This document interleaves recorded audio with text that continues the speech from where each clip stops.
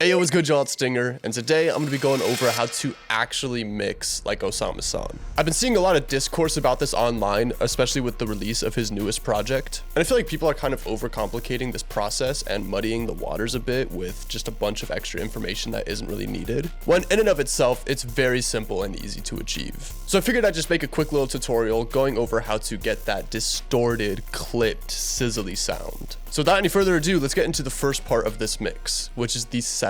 Now, to get that super overblown, distorted sound, you want to have a solid foundation to build upon. And this essentially comes down to two main aspects. The first of which is going to be good sound selection. You want to make sure you have high quality, good, unique sounds. Because if your drum pattern sounds like buns before it's mixed, it's going to sound buns no matter what you do to it mix-wise. So for this, I'm using my Deathbound drum kit, which is my go-to when making Ken Carson, Osamason, or like OPM type beats. All the sounds are 100% custom. They're all made within Serum, so I know that they're good, high quality sounds. But any drum kit works as long as it has good, high quality sounds. Now, the second part of the setup that I want to go over is the notes your 808s play. For these kind of beats, you want there to be a lot of subby low end frequencies. So if you play lower notes in the 808s, you're going to get a lot more boom out of your mix. And the range that I typically like to work in is anywhere from A sharp to D. I feel like that's kind of the sweet spot. If you go anywhere below A sharp, it starts to become really muddy. And if you go anywhere above D, it gets a bit of a high, bright sound.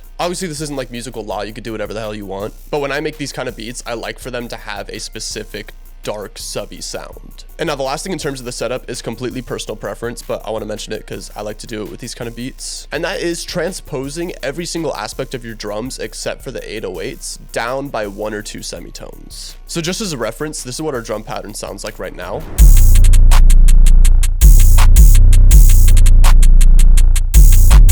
And this is what it sounds like when I take the clap, hi-hat, and open hat and transpose it down by 2 semitones.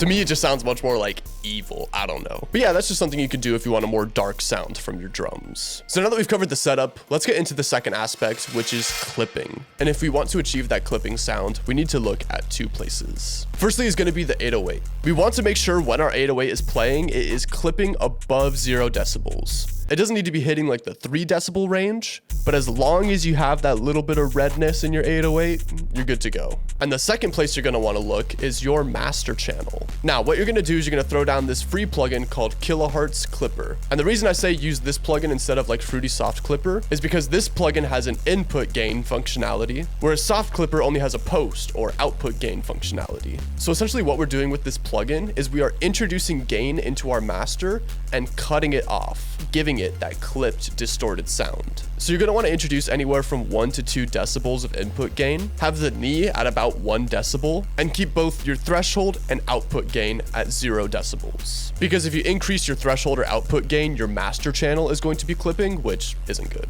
So just as a comparison, this is what our beat sounds like with a standard soft clipper versus that kilohertz clipper.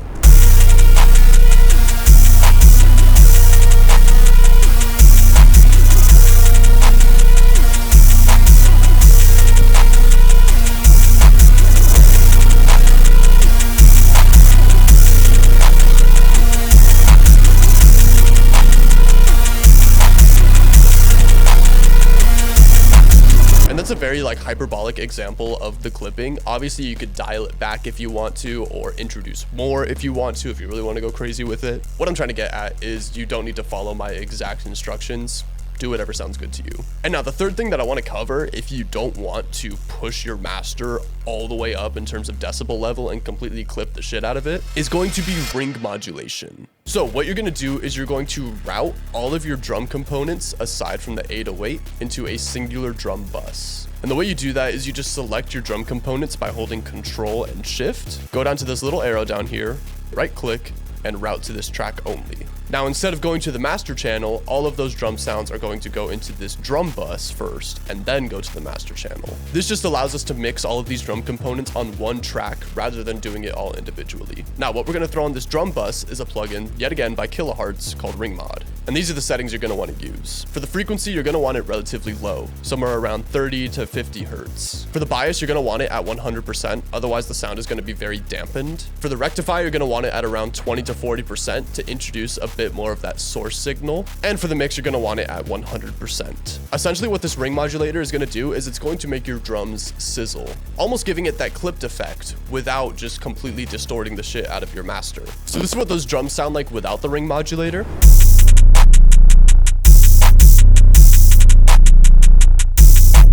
And this is what they sound like with the ring modulator.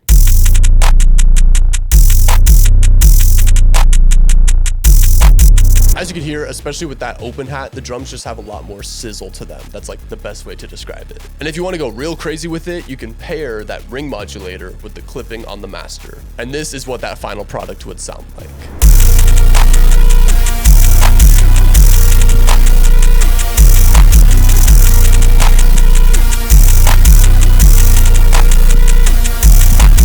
But yeah, that's going to completely cover how to actually mix like Osamason. Yeah, if you want the FLP for this project, as well as the full raw unedited video of me making this beat, that way you can study like the process, the mixing, the melody, all that kind of stuff, it's going to be in my Patreon. It's only $5 a month and you get access to all of my FLPs and all of my unedited cookup videos. As well as that, consider subscribing as I host one tutorial a week and one sound kit a month. Other than that, that's going to be it.